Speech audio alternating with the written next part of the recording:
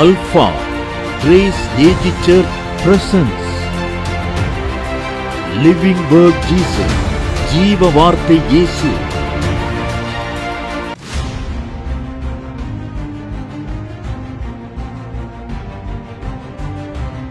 யாரு கூட கர்த்தர் பேசிட்டு இருக்கிறார்? சிலருக்கு எவ்வளவு சம்பாதிச்சும் நத்திங்னஸா இருக்கும். சிலருக்கு தான், சிலர் பணக்காரங்க மாதிரி இருப்பாங்க. 7 பேங்க்ல அக்கவுண்ட் இருக்கும், 150 சவரன் நகை அப்படிம்பா. ஆனா காக்கில அரிசி வாங்குறது தேடிட்டு இருப்போம், காசு நத்திங்னஸ். ஆனா நீ இயேசுவையும் அவருடைய வார்த்தை இருக்கிற இடத்துல இது வர்றதுக்கு இடமே கிடையாது.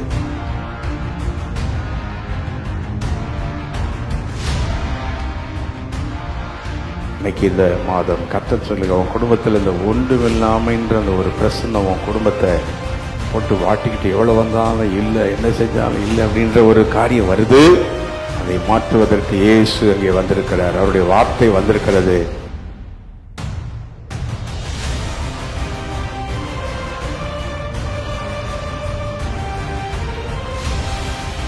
இயேசு நம்மோடு கூட இருக்கும் போது அதை எது உண்டாக்குகிறது? தேவ பிரசன்னத்தை உண்டாக்குகிறது. ஹல்லேலூயா.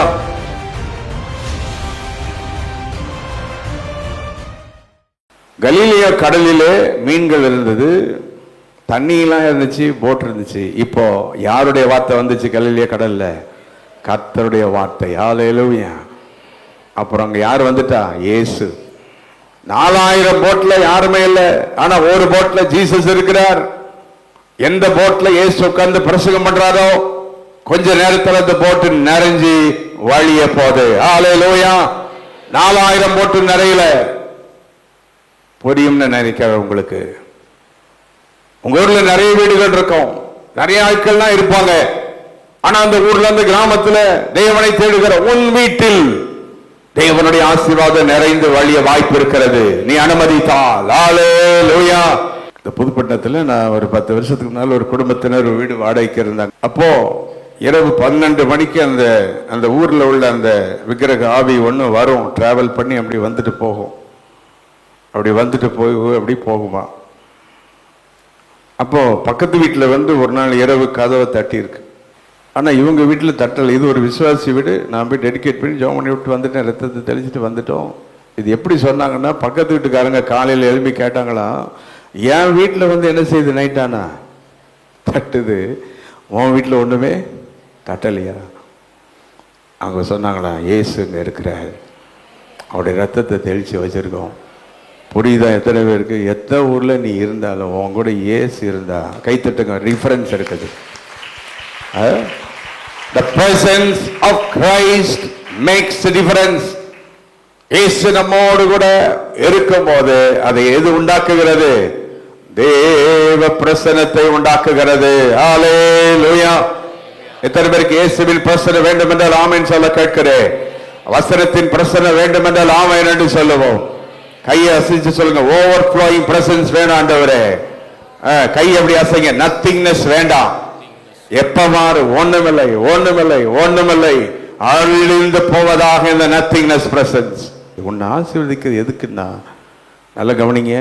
முதல்ல உன் குடும்பத்தை கவனி, உன் பிள்ளைகளை கவனி. 2வது கர்த்தருடைய ஆலயத்தை பாரு. 3வது தான தர்மம் பண்ணு. உனக்கு விளங்கினாலும் சரி புரிஞ்சாலும் சரி, இதான் உண்மை. சம்பளம் வாங்கினோன்னே எடுத்துக்கிட்டு எங்கன்னா கொண்டு போய் கொடுத்துட்டு வந்துடாது. ஆண்டவர் கொடுக்குற ஆசீர்வாதத்தை பாதுகாத்துக்கோ. புரிஞ்சா ஆமேன்னு சொல்ல கேட்கிறேன். சம்பளம் வாங்குறவங்க, ஆண்டவரால் ஆசீர்வதிக்கப்படுகிறவங்க, எத்தனை பேர் ஆண்டோடைய ஆசீர்வாதத்தை பாதுகாத்துக் கொள்வீங்க? தேவனை ஆசீர்வதிக்கும் போது அதை பாதுகாத்துக்கொள். ஓவர் ஃப்ளோயிங் பிரசன்ஸ் கர்த்தர் கொடுப்பார், பாதுகாத்துக்கொள்.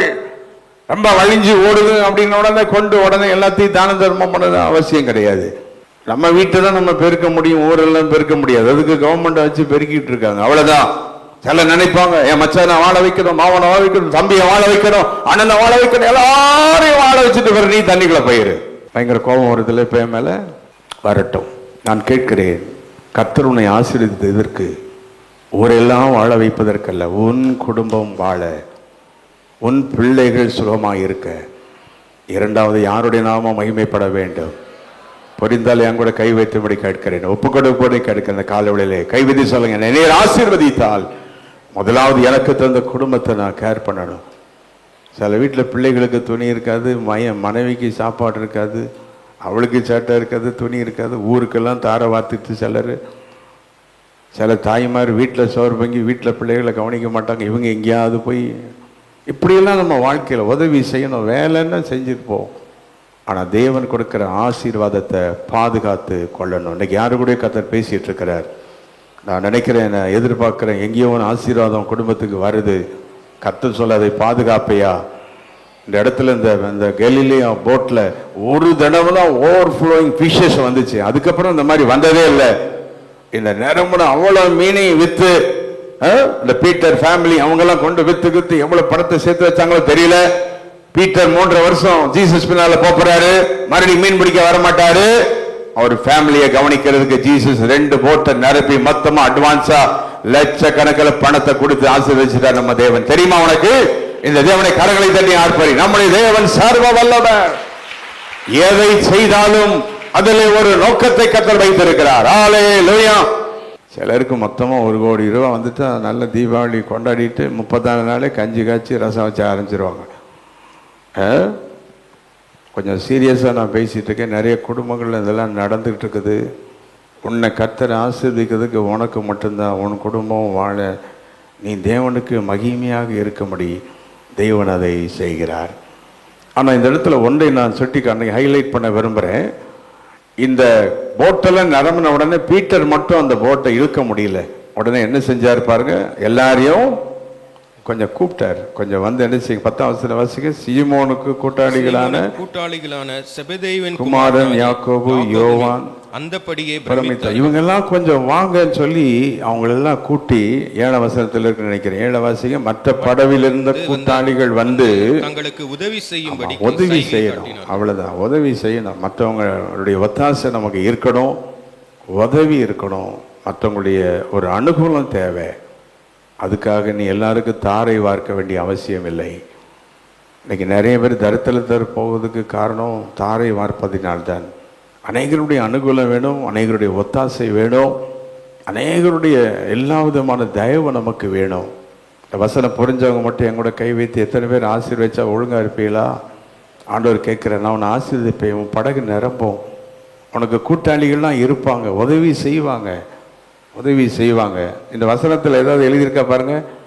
அந்த 3 போட்டு இவங்கெல்லாம் இழுத்த உடனே ஆளுக்கு கால் போட்டு பிச்சு கொடுத்து, கால் போட்டு மீனை கையில் கொடுத்து கொண்டு போகணும் இல்லை? இந்த கல்யாணம் முடிஞ்சோடனே கையில் கொடுத்து அனுப்புறாங்களா? தேங்காய் மாதிரி கொடுத்து அனுப்புனாங்களா?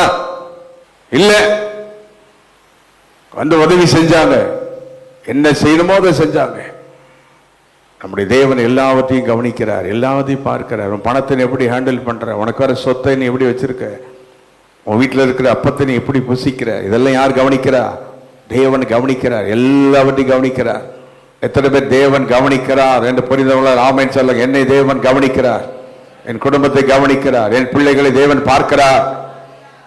நீ வேலை செய்யறத கர்த்தர் பார்க்கிறார், ஆபீஸ்ல ஒர்க் பண்றத கர்த்தர் பார்க்கிறார், ஓபி அடிக்கிறத பார்க்கிறார், சிபி அடிக்கிறத பார்க்கிறார், ஹெச்பி அடிக்கிறத பார்க்கிறார், எல்லாத்தையும் பார்க்கிறார் கர்த்தர். God knows everything. எல்லாவற்றையும் தேவன் பார்க்கிறார். அவர் தான் நம்மை ஆசீர்வதிக்கிறவர். ஹல்லேலூயா. என் கூட சேர்ந்து சொல்லுங்க. இயேசுவின் பிரசன்னம், வார்த்தையின் பிரசன்னம், திரளான ஆசீர்வாதத்தின் பிரசன்னம், பிரமிக்க வைக்கும் தேவ பிரசன்னம். கையை வைத்து சொல்லுங்க. ஒன்றுமில்லாமையின் பிரசன்னம் அழிந்து போனது. கலிலேயா கடலிலே ஒன்றுமில்லை ஒன்றுமில்லை என்று சொன்ன அது என்ன டீட்டெயில் சொன்னீங்கன்னா, இவங்க அந்த வலையெல்லாம் கழுவிட்டாங்க இல்ல, அந்த வலையெல்லாம் என்ன செஞ்சு வச்சுட்டாங்க? வாசிங்க 2ஆம் வசனம் பாருங்களேன். படகை விட்டு இறங்கி வலைகளை என்ன செஞ்சு கொண்டிருந்தாங்க? எல்லாம் முடிஞ்சது. Chapter close. சிலத்துல ஆண்டவர் உங்களுக்கு கிரியை செய்கிறது நீங்க எல்லாம் முடியல அப்படின்னு சொல்லும் போது ஆண்டவர் படகு நிரப்ப தேவன் இறங்கி வருவார். புரிந்தால் ஆமேன் சொல்லுவேன். ஆமேன். ஆனா நாம டாயில் பண்ணணும், ஒர்க் பண்ணணும், கிடைக்கலனாலும் வேலை செய்யணும், சம்பளம் கம்மியா இருந்தாலும் வேலைக்கு போகணும், உழைச்சிக்கிட்டு இருக்கணும். ஆனா ஆசீர்வதிக்கிறது தேவனுடைய கரம். நான் வேதாகம கல்லூரி முடித்து 1970ஆம் வருஷம் 1970 முதல் ஜாப் எனக்கு எடுத்தோடனே பாஸ்டர் வேலை யாரும் கொடுக்கல. ஒரு பாஸ்டருக்கு டைப்பிஸ்டாக இருந்தேன். 1970 பரசுவாக்கத்தில் ரிதடன் ரோட்டில் ஒரு ஆஃபீஸில் ஒர்க் பண்ணேன். 60 ரூபா எனக்கு சம்பளம், 60 rupees. காலையில் போனோம், 8 மணிக்கு போனோம். அந்த டைப்ரைட்டிங் மிஷின் தாத்தா பாட்டியே பரவாயில்லாமல் இருப்பாங்க, அதோட பயங்கரமாக ஆடிக்கிட்டு இருக்கோம். அது அந்த மிஷினில் டைப் பண்ணணும், ஆயிரக்கணக்கான அட்ரஸ் எல்லாம் டைப் பண்ணணும். சாயங்காலம் வரைக்கும் உட்காந்து அடிப்பேன். இந்த 2 கைகளும் உட்காந்து அடிச்சிருக்கு. ஒரு மாதம் கழிச்சு தான் அது சர்ச்சு தான், ஆஃபீஸ் தான், ஆனால் ஒர்க் பண்ணணும்.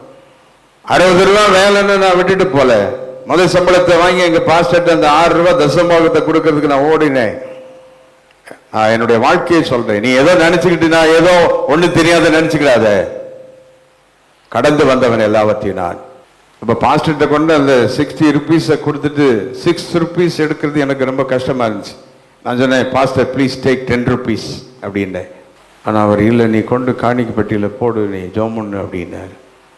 இன்னைக்கு கத்தது 45 வருஷம், இத்தனை வருஷம் தாண்டி வந்துருச்சு. இன்னைக்கு உங்களெல்லாம் எனக்கு சொத்தாக கொடுத்துருக்கிறாரு. பார்த்தீங்களா, எவ்வளோ இடங்களை கத்தர் கொடுத்து, எவ்வளோ ஊழியக்காரங்களை கொடுத்தாரு.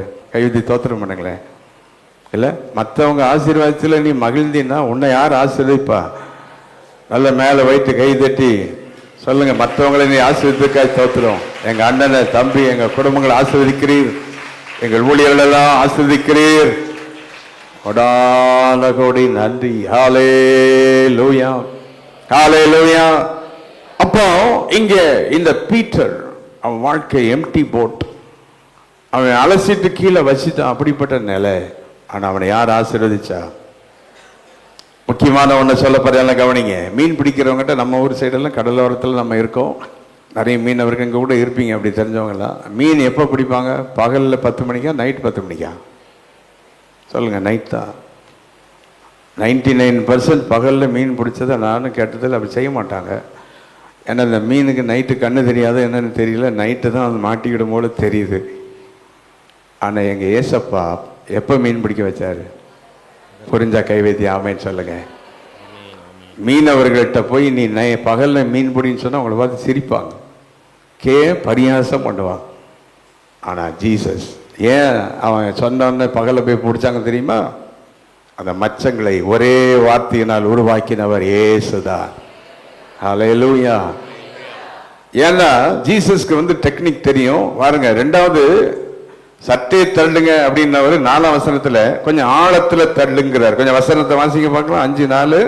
அவர் போதகம் பண்ணி முடித்த பின்பு சீமோனை நோக்கி ஆழத்திலே தள்ளி. ஆமா, வெளிச்சமா இருக்கிறதுனால மீன்கள் கரை ஓரத்துல இருந்து கீழே போயிடுச்சு.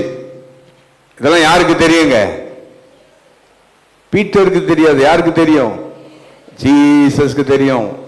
உங்களை பத்தி ஜீசஸ்க்கு தெரியும், உங்க வேலையை பத்தி ஜீசஸ்க்கு தெரியும், உங்க ப்ரமோஷன் எப்ப வரும் எல்லாம் யாருக்கு தெரியும். ஓவர் டைம் பார்த்து பார்த்து சேர்த்து வச்சாலும் சில நேரத்துக்கு காலியா போயிடும். ஆனா சும்மா சிம்பிளா ஊழியம் செஞ்சு எல்லா ஜபத்துக்கு ஆளுநர்கள் அட்டெண்ட் பண்ணி கத்தருக்கு உண்மையா இருந்தீங்கன்னா ஒன்னும் சேர்க்காமலே வீடு வாங்குவேன், இடம் வாங்குவேன், எல்லாம் செய்வேன். எல்லாம் ஆண்டவருக்கு டெக்னிக் தெரியும். எத்தனை பேர் ஆண்டவருக்கு எல்லாம் தெரியுமா? ஆண்டவர் நினைத்தால் உனக்கு எதையும் தர வல்லவராக இருக்கிறார். ஹல்லேலூயா. When Jesus was in the boat, all the fishes has gone towards the deep. ஏன்னா அங்க பாருங்க, இது வரைக்கும் அந்த கலிலியா கடல் இவ்வளவு கூட்டமான ஜனங்கள் வந்தது கிடையாது. மீன் வாங்க கூட கொஞ்சம் பேர் தான் வருவாங்க. இப்ப இயேசு வந்துட்டாங்கன்னா எவ்வளவு பேர் வந்தாங்க? வாசிங்க, 5:1 வாசிங்க. 5:1 சீக்கிரம் நேராச்சு, வேகமா வாசிங்க. திரளான ஜனங்கள். எப்படி வந்திருக்காங்க? அந்த மீனுக்கே ஆச்சரியம், என்னடா இது இன்னைக்கு ரொம்ப பேர் வந்துட்டாங்களே, யார் வந்தாலும் தெரியலையேன்னு மீன் ஆச்சரியப்பட்டு அது போய் தண்ணிக்கு அடியில் போயிடுச்சு. நீங்க எங்கன்னா இப்ப போயிட போறீங்க, ஆரோனை முடிச்சோன்னு போங்க, சரியா? கவனிங்க, மீன் தான் போச்சு. அது எல்லாருடைய கிரௌடு. நீங்க கூட மீன் பாருங்க, நீங்க போய் தண்ணியில் நின்றாலும் மீன் உள்ள ஓடிடும், அப்படித்தானே? அதுக்காவது தெரியுது, நல்ல அறிவு. ஆள் கண்டா ஓடிவே ஒழிஞ்சுக்கணும் சொல்லி நம்ம தான் மாட்டிக்கிட்டோம் எல்லாத்திட்டையும். இல்ல, சரி போகட்டும், இது பெரிய சப்ஜெக்ட். அப்போ இப்ப சொல்லுங்க, முதலில் போட்டை எப்படி தள்ள சொன்னாரு? சற்றே. சத்தமா சொல்லுங்க. 2வது எப்படி தள்ள சொன்னாரு? அதுக்கேற்ற மாதிரி கை நீட்டி சொல்லுங்க, ஆழத்துல. ஹல்லேலூயா. நீங்க கூட கிறிஸ்தவ வாழ்க்கையில கொஞ்சம் ஆழமா போனோம். சர்ச்சுக்கெல்லாம் ரொம்ப அடிக்கடி போயிடாத, ரொம்ப போய் ஜெபம்லாம் பண்ணிடாத. வாரத்துல ஒரு நாள், அது 8:45 போயிட்டு 10 மணிக்கு அவர் ஆத்மா போடுறதுக்கு நீ ஆத்மா தீரி ஓடி வந்துரு. இப்படி எல்லாம் டெக்னிக் பண்ணிட்டு ஆண்டவர்கிட்ட நெருங்காம, ஜபத்துல நெருங்காம, தேவனுடைய ஊழியத்துல யாரும் பட்டதும் படாத மாதிரி சொல்லுவாங்க. சர்ச்சுக்கு நீ போ, ஆனா ரொம்ப பட்டதும் படாத மாதிரி இருந்துக்கோ, இரு. யார் வேண்டான்னா மீன் எங்கே தான் இருக்குதுங்க? ஆழத்தில் தான் இருக்கு. நல்ல ஜெபம் பண்ணி கர்த்தரை தேடி நல்ல தேவனோட ஆழத்தில் போகிறவன் தான் நிரலான மீனை பிடிக்க முடியும். இது விளங்கணும். ஆமேன்னு சொல்லுங்க பார்க்கலாம். கொஞ்சம் ஆண்டவரோட நெருங்கணும், பரிசுத்தத்தில் கொஞ்சம் வளரணும், ஜெபத்தில் வளரணும், ஆவியில் என்ன செய்ய ஆரம்பிக்கணும்? வளர ஆரம்பிக்கணும். ஆமேன்னு சொல்லுங்க. ஹல்லேலூயா. ஆண்டவருடைய அந்த பரிசுத்தத்தில் வளரணும். விசுவாசிகள் வர வர எல்லாரும் மாதிரியும் வாழாம தேவனுடைய பரிசுத்தத்தில் என்ன செய்ய ஆரம்பிக்கணும்? வளர ஆரம்பிக்கணும். பரிசுத்தத்தில் வளரணும், ஆவியில் வளரணும். இப்ப நாங்க எல்லாருக்கும் சொல்றேன், நம்முடைய அசெம்பிளிஸ் ஆஃப் காட் சபை பெந்தேகோஸ்தே சபை. இந்த சபை என்ன சபை? இது நாமினல் சர்ச் கிடையாது. பரிசுத்த ஆவியினால் நிரப்பப்பட்டு பெந்தேகோஸ்தே வசனத்தை பிரசங்கிக்கிற பெந்தேகோஸ்தே சபை. ஆகவே நீங்கள் வரும்பொழுது உங்கள் உடை நடைகள் எல்லாமே நல்லா இருக்கட்டும், நல்லா இருக்கட்டும். ஞானமா வாங்க. ஏனென்றால் இது தேவனுடைய திருச்சபை. நீங்க இங்க வர்றது யாருக்கு மதிப்பு? தேவனை ஹானர் பண்ண வாங்க, தேவனுக்கு கனப்படுத்தி வாங்க. அப்ப அன்றைக்கு திரளான ஜனங்கள் அந்த கடற்கரையில வந்துட்டாங்க. மீனெல்லாம் போய் ஒளிஞ்சுக்கிடுச்சு.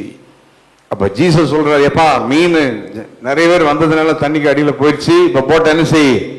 ஆழமாய் தள்ளு. கடைசியில இவ்வளவு நாளும் அவங்க எப்படி மீன் பிடிச்சாங்களோ தெரியல, இன்னைக்கு இயேசு சொல்லி மீன் பிடிச்சாங்க. The experience of the Peter, the expectation of the Peter எல்லாம் போச்சு. இப்ப யாருடைய வார்த்தையின்படி செய்ய போறாங்க? புரிஞ்ச ஆமென் சொல்ல கேட்கிறேன். ஹல்லேலூயா. நீ பெரிய அனுபவசாலியா இருக்கலாம், வேலையில திறமை உள்ள ஆளா இருக்கலாம். ஜீசஸ் ஒரு கார்பெண்டர் தான். He may not know about the fishing.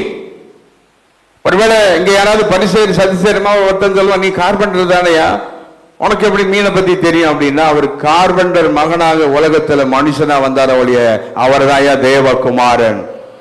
தேவகுமாரன் சொல்றாங்க. ஆமென் சொல்ல கேட்கிறேன். ஹல்லேலூயா, ஹல்லேலூயா. He is the son of God. இன்னைக்கு கூட அநேகருக்கு கார்பெண்டர் சன். இன்னைக்கு இயேசு குழந்தையாவே இருக்காரு, அவர் வளரல, ரட்சிக்க இது ஒண்ணும் மடல, இப்படி வச்சுட்டு இருக்கிறாங்க அநேகர். இயேசு இல்லை, நீ வளரு. இயேசு மகிமையாக இன்னைக்கு இருக்கிறார். ஆமென், ஹல்லேலூயா. அப்போ அவங்க ஆழத்தில் தள்ளின போது திரளான மீன்களை பிடித்தார்கள். படகில் இருந்த இயேசுவின் பிரசன்னம் இங்கே தொடர்ந்து அந்த பிரசன்னம் போயிட்டே இருக்குது. வேகமாய் நான் சொல்லி அடுத்த நாம் பகுதிக்கு நாம் போகிறோம். அந்த பகுதியில் 12ஆம் வசனத்தில் ஒரு குஷ்டரோகியை இயேசு சுகமாக்குகிறார். எனக்கு வாசிக்க நேரம் இல்லை, நான் வேகமாய் நான் முடிக்க போறேன். இந்த அடுத்த சம்பவம் பார்த்தீங்கன்னா, 3வது சம்பவம் திமிர்வாதக்காரன். 20ஆம் வசனம் 5:20 ஒரு திமிர்வாதக்காரனை யார் சுகமாக்குகிறார்? ஆண்டவர் சுகமாக்குகிறார். ஆண்டவர் சுகமாக்குகிறார். அந்த 17ஆம் வசனத்தில் ஆண்டவருடைய வல்லமை சுகமாக்கத்தக்கதாக இருந்தது. 18ஆம் வசனம் வாசித்து பார்ப்போம். அப்பொழுது சிலர் பிணியாளிகளை குணமாக்கத்தக்கதாக கர்த்தருடைய வல்லமை விளங்கிற்று. 18 அப்பொழுது சிலர் மனுஷர் திமிர்வாதக்காரன் ஒருவனை. என்ன காரணம்? திமிர்வாதக்காரன். இது ஒரு வியாதி இல்ல? இந்த திமிரே ஒரு வியாதி தான். சிலருக்கு ஒண்ணுமே இல்லைனாலும் இது இருக்கும். இது நம்ம அடிக்கடி சொல்லக்கூடாது இந்த வார்த்தையை. இது பயங்கரமான வியாதி. நான் யார் தெரியுமா? என்ன போய் சொல்லிட்டியா? பாரு உனக்கு என்ன செய்யறேன் பாரு. இதுதான் அந்த அங்க இருக்கு சப்ஜெக்ட். இந்த திமிர் பிடிச்சவங்க எல்லாம் அவனால படுக்கை எடுத்துட்டு நடக்க முடியாது. நான் எனக்கு டைம் இல்லை, நான் ஜஸ்ட் போறேன் உள்ள. 4 பேர் உன்னை தூக்கிட்டு தான் அலைவாங்க திமிர் பிடிச்சவங்களெல்லாம். ஆண்டவர் பார்க்கறது தாழ்மை உள்ளவனுக்கு கர்த்தர் கிருபை அளிக்கிறார். தாழ்மை உள்ளவனுக்கு கர்த்தர் கிருபை அளிக்கிறார். கைவித்தி ஆண்டவர்கிட்ட கேளுங்க, எனக்கு ஒரு தாழ்மையை தார் ஆண்டவரே, ஒரு பொறுமையை தாரும், கிருபையை தாரும். எதை பற்றி எனக்கு ஒரு பெருமை இருக்கக்கூடாது. பணப்பெருமை, குலப்பெருமை, கோத்திர பெருமை. எந்த கம்பெனியில் வேலை செய்கிறேன்னு தெரியுமா? நான் யார் தெரியுமா? என் டெசிக்னேஷன் என்ன தெரியும்? என்ன டெசிக்னேஷன்? பேனா கொடுத்தா தானே அவனுக்கு தெரியும். பேனாவோட சரி, அவ்வளோதான் டெசிக்னேஷன். என்ன பண்ணுறது? ஆண்டவர் கொடுத்தா தான் உனக்கு டெசிக்னேஷன். தேவன் கொடுக்கறதா மகிமை. சரி, நான் முடிக்க போறேன். திமிர்வாதக்காரனை 4 பேர் சுமந்து கொண்டு வந்தார்கள். ஆனால் ஆண்டவர் அவன் படுக்கையை, வாசி 25ஆம் வசனம், அவன் படுக்கையை அவனையே சுமந்து கொண்டு போகும்படி ஒரு அற்புதம் செய்தார் இயேசு. புரிந்தால் ஆமென் சொல்ல கேட்கிறேன். ஹல்லேலூயா. ஹல்லேலூயா. இதுல நான் ஷார்ட்டா சொல்லிட்டு போறேன் வேகமா. உங்கள் வாழ்க்கையை ஒருவேளை 4 பேர் உங்க குடும்பத்துக்கு உதவி செஞ்சு, அல்லது யாரோ உங்களுக்கு ஸ்பான்சர் பண்ணி இப்படிலாம் செஞ்சுட்டு இருப்பாங்க, அல்லது ஏதோ நடந்துட்டு இருக்கோம். கர்த்தர் சொல்றார், நீயே உன் பிள்ளைகளுக்கு செய்ய வேண்டியதை செய்யவும், உனக்கு வேண்டி பண்ணை கர்த்தது, நீயே உன் படுக்கையை சுமக்க, நீயே உன் பிள்ளைகளுக்கு காரியங்களை செய்ய, புரிந்தால் ஆமென் சொல்லிக் கொண்டே இருப்போம். ஹல்லேலூயா. யாருடைய உதவி இல்லாமல், யாருடைய ஹெல்ப் இல்லாம, தேவனுடைய உதவியினாலே. யாருடைய உதவினாலே? இதை மட்டும் சொல்லுங்க பார்க்கலாம். படுக்கையில் சுமந்து கொண்டு வரப்பட்டவன். சத்தமா சொல்லுங்க. படுக்கையில் சுமந்து கொண்டு வரப்பட்டவன். மறுபடியும் சொல்லுங்க. படுக்கையில் நெஞ்சில கைங்க. அவன் படுக்கையை அவனே சுமக்க வைத்தார். கைத்தட்டுங்க அந்த இயேசுவுக்கு. அவனையே சுமக்க வச்சார். 4 பேர் சுமந்துட்டு வந்தவனை அவனையே சுமந்து நடக்க போக வச்சார். இதை பார்த்த உடனே எல்லாரும் என்ன செஞ்சாங்களா? பிரமித்தார்கள். What such a Jesus. அவர் இன்றைக்கு நம்மத்தில் இருக்கிறார். இன்னைக்கு கர்த்தர் யாருக்கோ சொல்றார், நீ யாரையும் நம்பி வாழ்றியா? பலருடைய உதவி உனக்கு தேவைன்னு வாழ்ந்துட்டு இருக்கியா? உன்னையே அநேகருக்கு நான் ஆசீர்வாதமாக மாற்றுவேன். உன்னுடைய காரியங்களை நீ கவனித்துக் கொள்ளுவோம். நீ அநேகருக்கு ஆசீர்வாதமாக வரும். அதை செய்வதற்கு நான் சர்வ வல்லமுள்ள தேவனாய் நான் இருக்கிறேன். ஆமென். ஹல்லேலூயா. நம்முடைய தேவன் நல்லவர். இப்போ நான் சொன்னதை மறுபடியும் ஒரு செகண்ட்ல வேகமாக ரிவ்யூ பண்ண விரும்புகிறேன். கர்த்தருடைய வல்லமை குணமாக்கத்தக்கதாக 5:17 அங்கே பிரசன்னமாக இருந்தது. அது காமன் பிரசன்ஸ் ஆஃப் காட். ஆனால் அந்த இண்டிவிஜுவல் பிரசன்ஸ், ஓடு படகில் இயேசு வந்து உட்கார்ந்தார். காலியான படகு, வலையெல்லாம் கழுவியாச்சு.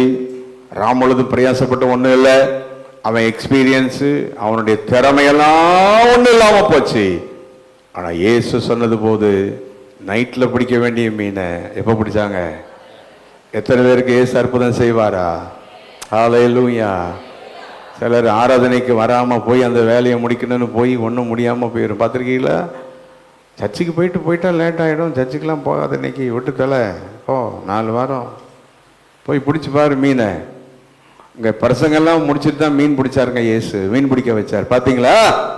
என்ன அவசரனாலும் ஆண்டவர் உடனே எதையும் செஞ்சிடல. விசுவாசிகளே கவனியுங்கள். முதலாவது யாருக்கு மதிப்பு கொடு? தேவனுடைய வார்த்தை. தேவனுக்கு கனம் பண்ணு. ஆலயத்தை கனம் பண்ணு, ஊழியத்தை கனம் பண்ணு, பாடலை கனம் பண்ணு. பிறகு பாரு, மீன்கள் தானாய் வந்து உன் படகை நிரப்ப ஆரம்பிக்கும். ஹல்லேலூயா. நம்முடைய தேவன் யாரு? சர்வ வல்லமுள்ள தேவன். காலியான படகை நிரப்புகிற சர்வ வல்லமையுள்ள தேவன். எத்தனை பேர் உங்க அனுபவம் படகை நிரப்புமா? இயேசுவின் வார்த்தை படகை நிரப்புமா? புரிந்தால் ஆமென் சொல்ல கேட்கிறேன். நம்முடைய எக்ஸ்பீரியன்ஸ்ல மட்டும் காரியம் நடக்குமா? இயேசுவின் வார்த்தையில காரியம் நடக்குமா? இப்ப நான் இந்த வேதத்தில் நாம் வாசிக்கிறோம் அவருடைய வார்த்தை. வாசிங்க யோவான் 1:1. யார் அந்த வார்த்தை? ஆதியிலே என்ன இருந்தது?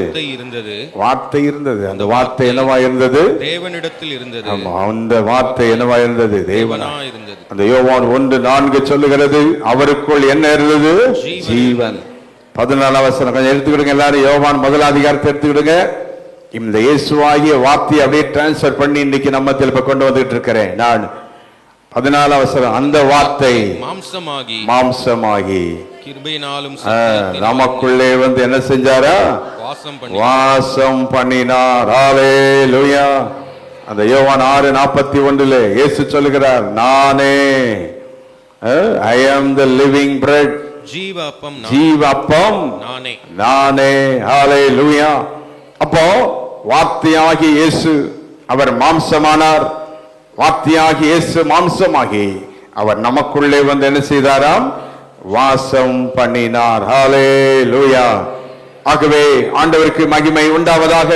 அப்போ இந்த வார்த்தை மாம்சமாகி, எல்லாம் சத்தமா சொல்லுங்க, வார்த்தை என்னவா மாறினதா? மாம்சம். இதை கொஞ்சம் கவனிங்க. ஒரு வார்த்தை ஆண்டவர் சொல்லும் போது அந்த வார்த்தை என்னவா மாறும்? மாம்சமா மாறும். மீன்கள் உண்டாவதாங்கன்னா உடனே அது it will become fresh, it will become evident. ஆண்டுடைய வார்த்தையில அவ்வளவு வல்லமை இருக்குது. அந்த வார்த்தை அப்படியே லிட்டரல் அற்புதம் நடக்கும். அந்த வார்த்தை மாம்சமாகி, வார்த்தையாகி இயேசு மாம்சமாக இந்த பூமியில் வந்தார். 54வது வசனம் யோவான் 6:54. இப்ப சொல்றார் இயேசு, என் மாம்சத்தை புசித்து என் இரத்தத்தை பானம் பண்ணுகிறவனுக்கு நித்திய ஜீவன் உண்டு, நான் அவனை கடைசி நாளில் எழுப்புவேன். ஹல்லேலூயா. இந்த இயேசு கிறிஸ்துவின் ரத்தத்தையும் சரீரத்தையும் நினைவு இருக்கிற இந்த நாளிலே கொஞ்சம் கவனிக்கும்படி கேட்கிறேன். நம்மத்தில் இங்கே முன்வைக்கப்பட்டிருக்கிற மேஜையில் அப்பம் ரசம் இருக்கிறது. இது இயேசுவையும் அவருடைய இரத்தத்தையும் அவருடைய வார்த்தை அவருடைய மாமிசம் எல்லாவற்றை குறிக்கிற ஒன்றாக இருக்கிறது. அன்றைக்கு வார்த்தையான தேவன் மாம்சமானார். அந்த மாம்சமான தேவன் நமக்காக தன்னுடைய ஜீவனை கொடுத்தார். இந்த அப்பத்தை புசிக்கும் போது இந்த ரசத்தை பானம் பண்ணும் பொழுதெல்லாம் யாருடைய வார்த்தை நினைவு கூறுங்கள்? இயேசு கிறிஸ்துவின் வார்த்தை. ஹல்லேலூயா. இவ்வளவு நேரம் வார்த்தையாக இயேசு உங்களுக்குள் வந்து கொண்டே இருக்கிறார். இப்பொழுது லிட்டரெல்லாம் நாம் இந்த அப்பத்தை ரசத்தை எடுத்துக்கொள்ளும் போது நமக்குள் அவருடைய ஜீவன் நமக்குள் பிரவேசிக்கிறது. ஹல்லேலூயா. அதனால தான் இந்த கம்யூனியன் சர்வீஸில் உங்கள் வாழ்க்கையை பாதுகாத்துட்டு கம்யூனியனில் அட்டென்ட் பண்ணணும். பரிசுத்தம் மிக முக்கியம். உன்னுடைய நாவில் கண்டதெல்லாம் பேசி கடுத்திருந்த ஆண்டோட சொல்லி ரத்தத்தால் கழுவுன்னு கேட்டுக்கிடுங்க. உங்களுக்கே தெரியும், நாங்கள் யாரும் எதுவும் சொல்ல வேண்டியதில்லை. நாங்கள் யாரையும் குற்றவாளி தீர்க்க யாருமே கிடையாது. நானும் ஒரு சாதாரணமான மனுஷன்தான். நம்ம எல்லாருமே யாருடைய ரத்தத்தால் கழுவப்படணுங்க. எல்லாம் கை வைத்து கேளுங்க, ஆண்டவரே உங்களுடைய ரத்தத்தால் என்னை கழுவும். இவ்வளோ நேரம் நம்முடைய வார்த்தையினால் என்னை பரிசுத்தமாக்கி இருக்கிறீர். இப்பொழுது நம்முடைய ரத்தத்தினால் என்னை கழுவும். கையை வைத்து சொல்லுங்க, என் வாயின் வார்த்தைகளை சுத்தமாக்கும், என் கண்களை நீர் சுத்தமாக்கும், என் சரீரத்தில் நமக்கு பிரியமில்லாத இருந்து அதெல்லாம் சுத்தமாக்கி ஆண்டவரே உம்முடைய பரிசுத்த இரத்தத்துக்கு என்னை தகுதியுள்ளவனாய் மாற்றும். ஹல்லேலூயா. ஒரு ஊசி போடுறதுக்குள்ளேயும் அந்த நர்ஸ் எவ்வளோ தூரம் என்ன பஞ்சை போட்டு தேய்ச்சி சுத்தம் பண்ணி தான் ஊசியை போடுறாங்க. நீங்கள் 7 தடவை குளிச்சுட்டு போய் அந்த நர்ஸ்கிட்ட சொல்லுங்கள், நான் எத்தனை தடவை குளிச்சுட்டு வந்திருக்கேன், குளிச்சுட்டேன், என்ன செய்யாத நீ போடான்னு சொல்லி பாருங்க. அப்படி ஊசி யாரும் போட்டாங்களோ வந்து என்கிட்ட சொல்லுங்க. நீ எவ்வளோ பெரிய ஆளு, நீ எத்தனை வருஷம் நீ ஜெபம் பண்ணி எவ்வளோ பெரிய பரிசுத்தவானா இருந்தாலும் இப்போது அந்தந்த நேரம் நாம் என்ன செஞ்சு தான் ஆகணும்? இரத்தத்தால் என்ன செஞ்சு ஆகணும்? கழுவப்பட்டு ஆகணும். நர்ஸை விட இயேசு மோசம் கிடையாது, அதை விட மோசமான சம்பவம் கிடையாது. இது ஒவ்வொரு நிமிஷமும் பரிசுத்தமாகிக்கொண்டே இருக்கணும். ஆமேன்னு சொல்லுவோம். பாத்திரம்லாம் கழுவி வச்சு எல்லாம் வச்சுருப்பாங்க. பால்காரை வந்த உடனே பால் வாங்க போவாங்க. 2வது என்ன செய்வாங்க? அந்த பாத்திரத்தை கழுவாங்க. கழுவ கழுவ பரிசுத்தம் வாழ்க்கையை ஒப்பு கொடுங்க பார்க்கலாம். எத்தனை பேர் உன்னை பரிசுத்தமாக்க, விக்கிரகத்துக்கு உன்னை பரிசுத்தமாக்கு, அந்தகார வல்லமைக்கு உன்னை பரிசுத்தப்படுத்திக்கொள், உலகத்தின் மனிதருக்கு உன்னை பரிசுத்தப்படுத்திக்கொள், எல்லா அந்தகாரங்களுடைய பரிசுத்தப்படுத்திக்கொள். இந்த சரீரம் இயேசுடைய சரீரம். எல்லாம் நெஞ்சில கவிச்சு சொல்லுங்க, எனக்குள் இயேசுவின் ஜீவன். நெஞ்சில கவிச்சு சொல்லுங்க எல்லாம் சத்தமா. எனக்குள் யாருடைய ஜீவன்? சத்தமா சொல்லுங்க, எனக்குள் இயேசுவின் ஜீவன். ஹல்லேலூயா. அந்த ஜீவன் தான் உனக்குள் பேசிக் கொண்டிருக்கிறது. அந்த ஜீவன் உன்னை நடத்தி கொண்டிருக்கிறது. எத்தனை வியாதிகள் வந்தாலும் உன்னை அழிக்காம பாதுகாத்து இருக்கிறது. உங்களுடைய பிறந்தவங்க மறிச்சிருப்பாங்க, உங்களுடைய இருந்தவங்களா மறிச்சிருப்பாங்க. ஆனா அந்த ஜீவன் உன்னை பாதுகாத்து கொண்டிருக்கிறது. அந்த ஜீவன் இயேசுவின் ஜீவன். ஹல்லேலூயா.